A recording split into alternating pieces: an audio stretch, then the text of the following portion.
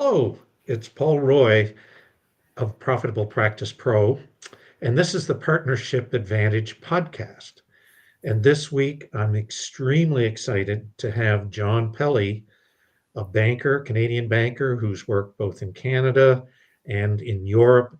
And I'm going to share his more of his story before we get into having John sprinkle some of his advice and wisdom on us. So, John, welcome.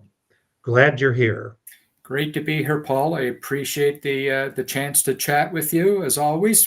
We've had some great discussions privately in the past, but to be able to share this in public now is in a public forum is very exciting for sure. Well, once again, I'm super excited to have you here, and I'm just going to take a minute to pump up your tires and share some of your experience, so the audience knows who is on the other side of my screen here.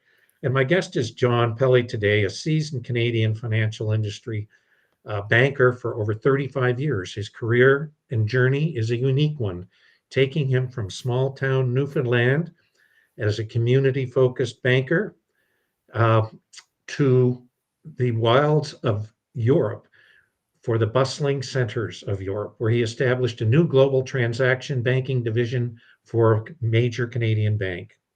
Through his career, John has built a reputation of just not just deep financial expertise in areas like treasury and cash management, but for his unwavering commitment to his clients and his ethical approach to business. He was known for being a straight shooter who has always prioritized doing what's right. I've had some dealings with John on a firsthand basis, and I can unequivocally tell you he's a straight shooter. So when you want the honest goods, John is your guy. And key to John's success wasn't just his solo performance, but his philosophy on collaboration and his partnership. He firmly believes in the power of building genuine relationships, not just with his clients, but with his colleagues, to create meaningful and lasting value. After a brief retirement, John took the simple philosophy of launching a new consulting venture with his son. Yes, a partnership. And John applies his sophisticated technical techniques, he learned in the corporate world to help his small and medium-sized business clients save money and transform their banking relationships. And it's a powerful example of how the collaborative investment and mindset can translate into real tangible results. John, it's an honor to have you. Thanks for being here. Thank you, Paul. I appreciate it. And that intro sounds much more glamorous than it actually is in reality, because in reality it meant a lot of miles put on my vehicle over the years around driving around Atlantic Canada. A lot of air miles accumulated, and a lot of travel involved in that. And as I like to tell my clients, I spent more time negotiating deals within the bank than actually with the customers themselves. Once I determined what the customer wanted and needed, it was about selling it within the bank and getting the right people lined up on that. So collaboration was a big part of what I was able to achieve throughout the 35 years on the banking side. Wow, that is quite a career. I know from my own experiences, having owned many businesses over the years, and there was time I went in for my annual visit with the bank, and I was, "Uh," and there were times I was going in popping the buttons off my shirt when things were going well. So, uh, but at the end of the day, I found the best way to, deal with bankers was to be straight up and give them the truth where you were and what you're doing about to fix any problems you have. Yeah. It saves a lot of questions down the pipe. So, Absolutely, because at some point or another, they will find out. Eventually, everything runs through your bank account one way or another, right? Whether it's yeah, success or challenges, it will yeah. show up in your bank account. Well, John, let's get into ask. I'm going to ask some questions here and ask you to sprinkle some advice and some things that you've had in your experience banking career. And we mentioned that you started in a small town in Newfoundland as a local banker and off to Europe. And I expect you've dealt with many different business partnerships from the small town to the corporate table. Were there any common threads that you saw in dealing with partnerships, whether it was relationship with the bank or securities? The floor is yours. What have you seen in the partnership realm as a banker? Well, it's a good thing you capped it at 20 or 25 minutes for this discussion, because I've got so many stories that I could lay out there. I tried to narrow it down to a couple um, key ones. But yeah, the reality is I've seen a range of legal structures, from sole proprietorships to basic partnerships of two people up to joint ventures between multinational corporations. And while there's a legal definition of a partnership, almost any company in some way is really a partnership, because it partners between the shareholders, outside parties such as your bank, and CRA, as we mentioned earlier. And so there's a lot of different factors in any business, not just on our partnership side of things. But in most cases, everything is fine in the beginning. However, as the stresses of running a business accumulate on the partners, the issues begin to show, right? So, like any relationship, there's various aspects to consider, not only from the business in general, but also from the combination and the interaction of the personal lives of the partners, right? So, a senior banker once told me, no one ever presents a business plan that shows ongoing losses, right? The projections never show losses, but the results will oftentimes show a very different story. So there's two aspects to it. Mounting losses can take a serious toll on the business, while successful, profitable businesses are presented with different issues, which seem to be then on the profitability side, the issues tend to become more of lifestyle choices between the partners and how they're managing that profitability and that newfound wealth. So that's sort of the flip side of the bad things is, things could be good, and that could lead into different personal choices within your life that have an impact on the business, right? Now, we typically don't see these issues as much in larger corporations, as the personal relationship aspects tend to be removed, or at least are dealt with by the HR department. So I recall a case of two brothers and their wives. They purchased an older hotel, and they needed significant financing for that purchase. Now, while they incorporated the business, the four of them were equal shareholders in the company, and had agreed that each respective family member had their roles and responsibilities for running the business. Well, the business did not meet the revenue projections for the first couple of years, and things started to unravel. So their dream of running a successful business together started to become a nightmare, right? Eventually, one of the couples decided that they were no longer personally compatible and wanted a divorce, leaving the bulk of the operations to the other couple. Well, that was a fine mess, not only from a business and banking perspective, but also from the family issues. Some of that, I think, too, was compounded because the hotel actually had accommodations for the families. So there was like two apartments attached to it. So the family members were never getting away from each other. They were working together 24/7, right? Living side by side. So that just compounded issues. So it took a while, but eventually the remaining couple were able to restructure the business and the borrowing requirements, but not before some very heated discussions.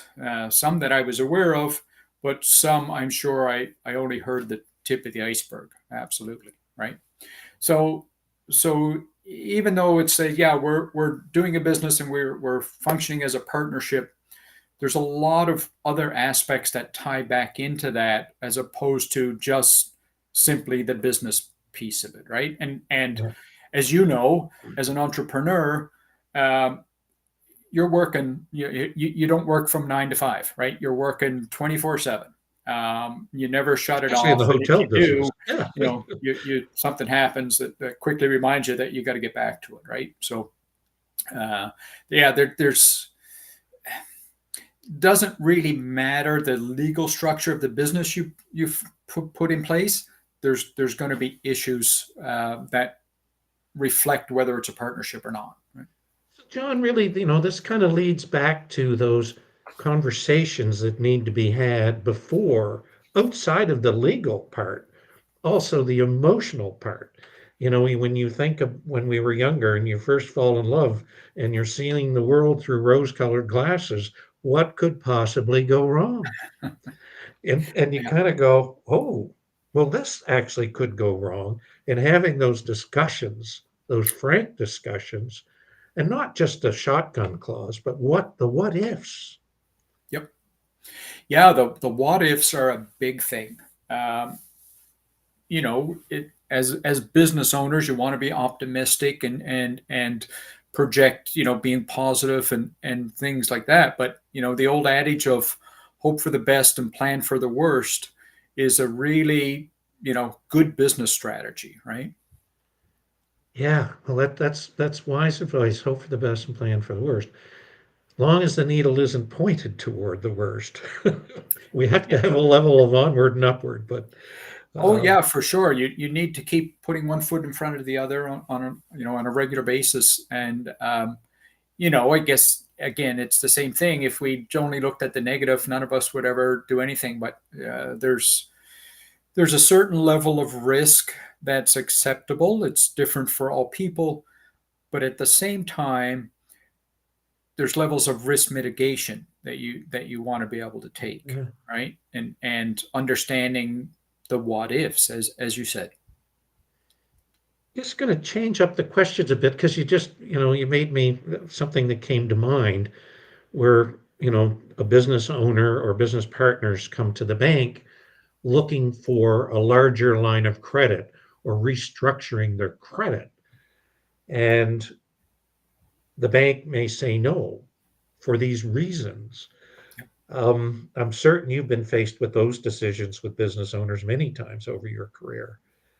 Do you see them taking or heeding your advice, or did things change over a period for you that you actually stepped in and, saying no to your client on new funds was actually the news they really needed to get?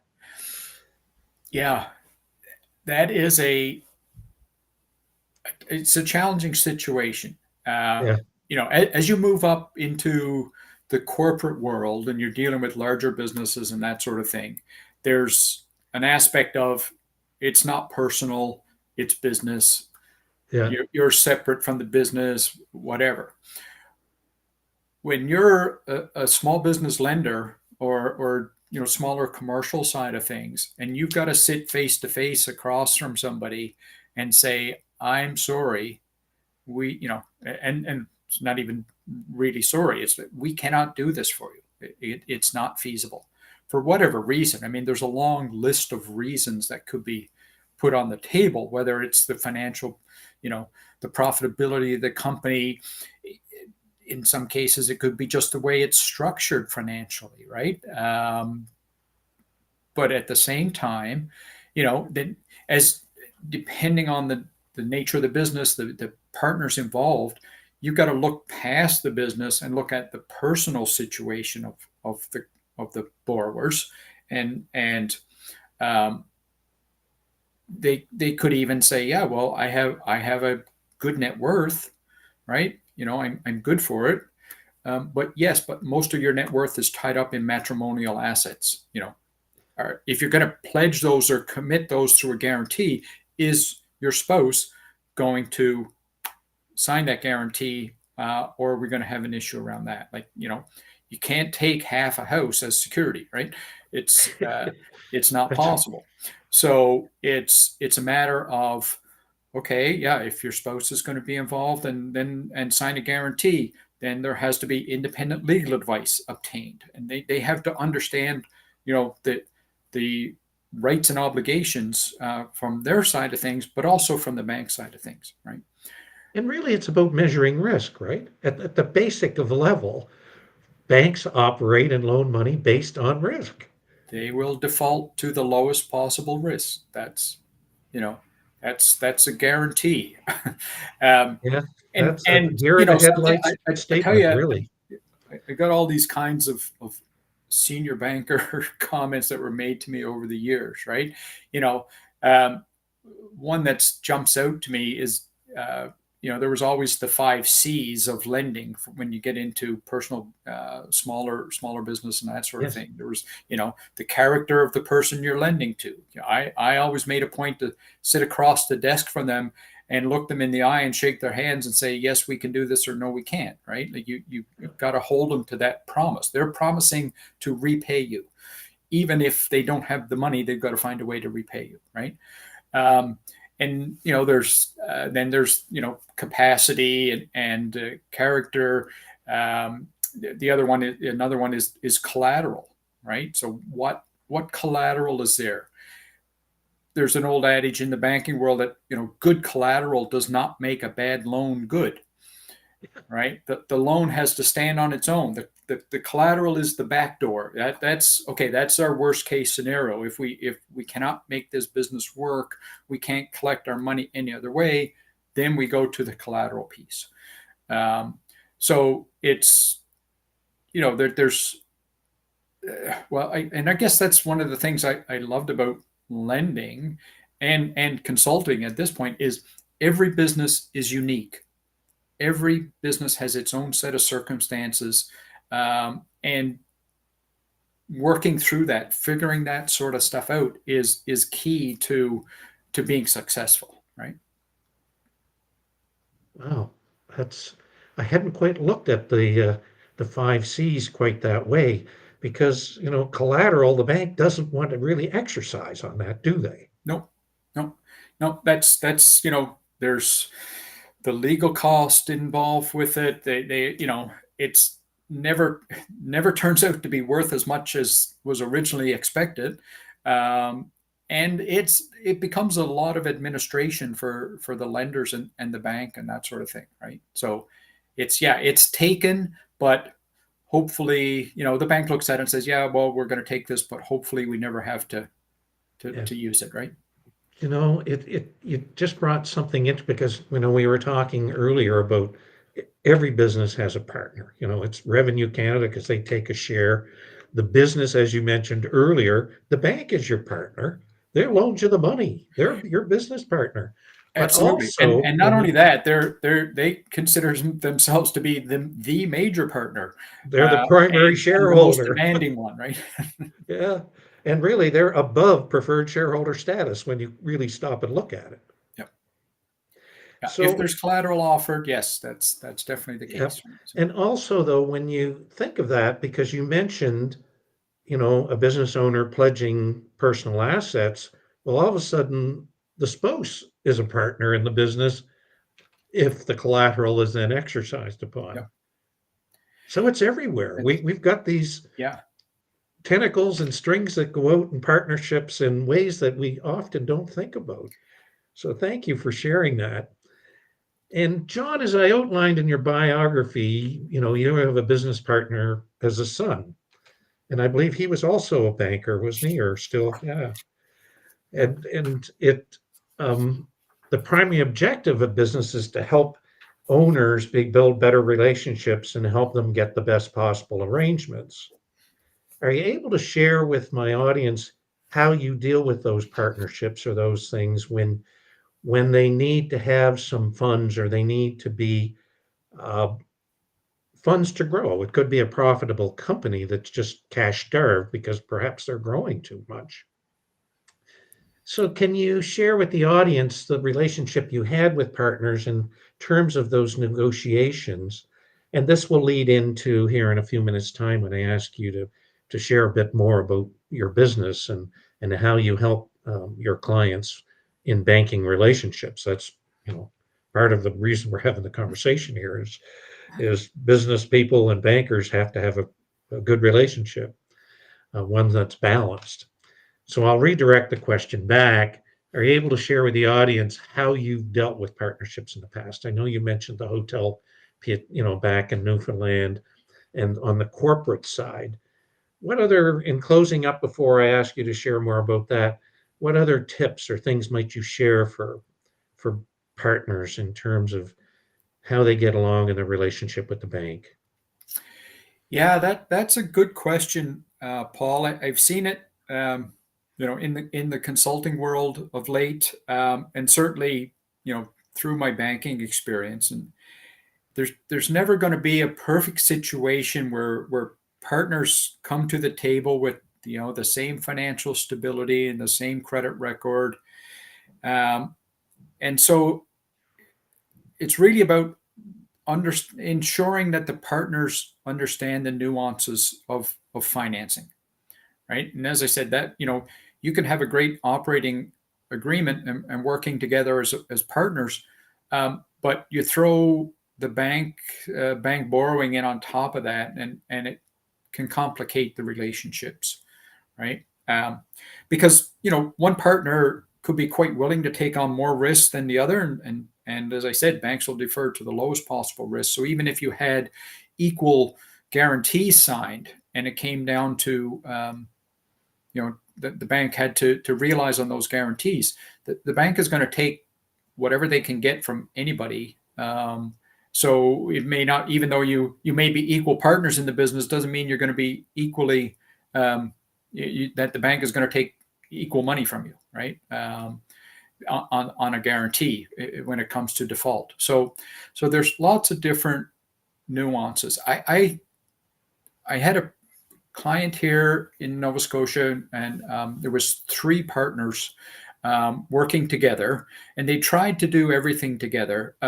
They came to me and said that they were looking to move from the financial institution they currently had, and they had started the process themselves, but the 3 of them wanted to be involved in it, and so they contacted a bank and was like, okay, let's set up a meeting. Well, the 3 of us have to come through to the meeting, and so that became issues with scheduling and a whole bunch of things, and then it just got prolonged. So they contacted me and said, look, we've talked to 2 banks.